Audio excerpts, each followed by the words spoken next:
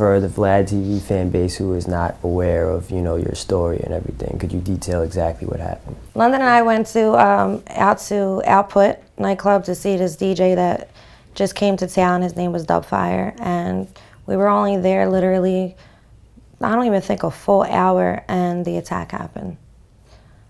And that's what it was. And the guy came out of nowhere. London wasn't looking. He was talking to a friend, and the guy sliced him. London Sliced him with? A box cutter. Box cutter. Yeah. The guy came after him with a box cutter, and London felt it. It all happened so fast that he knew what happened when it happened. He just didn't see it.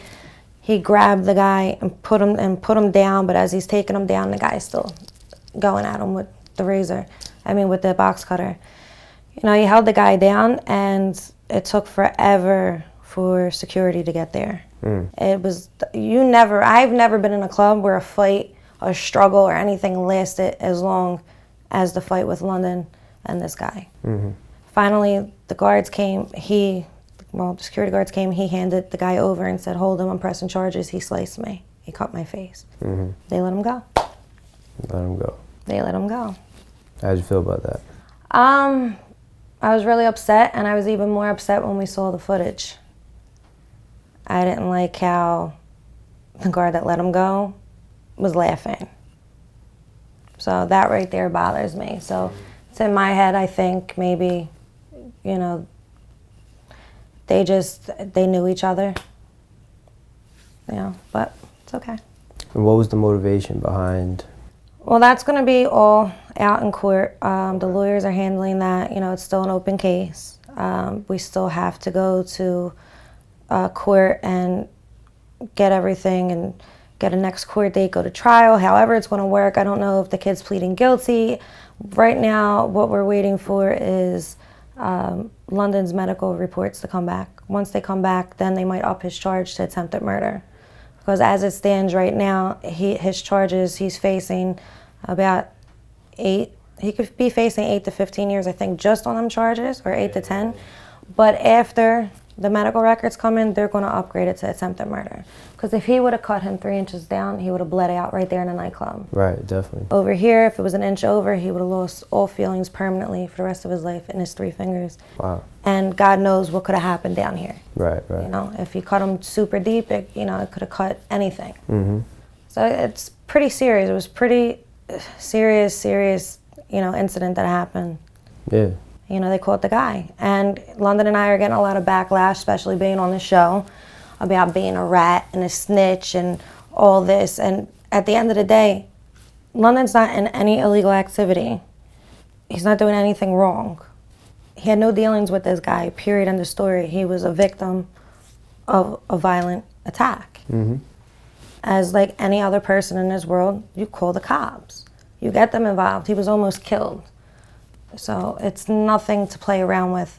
If I could see if he was a part of the game, the night, doing, the crimes that he's doing, and somebody got mad and, attacked him over money or whatever went wrong, that's not the case here. There's a difference between, like London said, doing the right thing and snitching. Definitely. Well, I mean, if you look at the pictures, Yeah, the pictures are bad. London still hasn't seen them. And he doesn't want to. So he doesn't even know what they looked like before. In this situation where there's one of two options, like you said, basically, do you want them to go the right route and, press charges and, handle it the legal way, or do you want me to potentially put myself in a situation where, okay, I can grab a gun or I can grab a knife and get this guy back, but then my life could be over? Do you feel as though people who talk trash about this type of situation, calling you a rat or a snitch or whatever, are just being hypocritical because if they were in the same situation, they do the same thing? Oh yeah, 100%, 100%. It's a shame the type of people that are in this world that would even question why we did what we did. Was my man going to go out and go kill somebody and then what? I lose him, my son loses him, his mother loses him, for what? It's stupid. Yeah. It is what it is. Like, he was attacked, he did the right thing. At the end of the day, anyone else in this world would have done the same thing. Unless you live straight on the street and that's how you live your life. I mean, but in the real world, who lives like that? That's no good. You're gonna wind up dead or in jail. And we chose the right route. And I hope, the people, especially kids, because you got to understand a lot of kids are on social media and they see comments, they see the hate, especially my son. I tell my son all the time, don't go on my social media page, do not go here, do not go there, do not read anything. He goes because he's my little husband. He's like protects me. So he likes to stay in the loop and to know what's going on all the time. And the crap that the people are saying, it affects him, my son. Right. And at the end of the day, what is it doing to another kid? Another random kid who's just going on there. You are basically raising kids. The society, social media is raising children to think and to know, oh, well, it's okay for somebody to go after somebody. Forget these cops. They're no good. No, that's not how we roll. Mm-hmm. My brother is a cop. And that's why Karen says on the show, cop caller, pig this, pig that. It is what it is. I'm not going to sit there and exploit my brother and his career. He's a Philadelphia detective. He earns his living. He is a cop. He's there to help us. He's a detective. What type of sister and mother would I be if I turn around and be hypocritical and say, no, you need to go take care of that.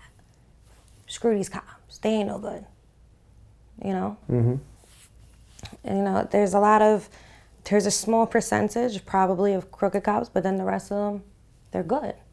It's one bad apple spoils the bunch. Mm-hmm. And that's basically what society is too. One bad apple spoils everybody else and it's rotten to kids' minds. And that's not what I want my son to grow up to be seeing and to be around, period. How do you feel about, the social issues going on today where there's people trying to, bridge that gap and form like a sense of understanding between law enforcement and, like I said, the regular average American. Mm-hmm. But there's always these videos of the bad apples coming out and shooting people when maybe they could have taken a different route to handle the situation. Listen, I'm not gonna lie, I did see a lot of Facebook videos of cops using excessive force. But at the end of the day too, look at the world. These people who want to break laws or violate, these cops see these acts of crime that happen on a daily basis. It's not a pretty world out there. They see what we don't see, and for a cop to use excessive force, I don't agree with it, but at the end of the day too, I don't know what he knows. I don't see what he sees. Some of them probably purposely use excessive force. The other ones probably do it out of fear for their safety because they have children at home, a wife at home.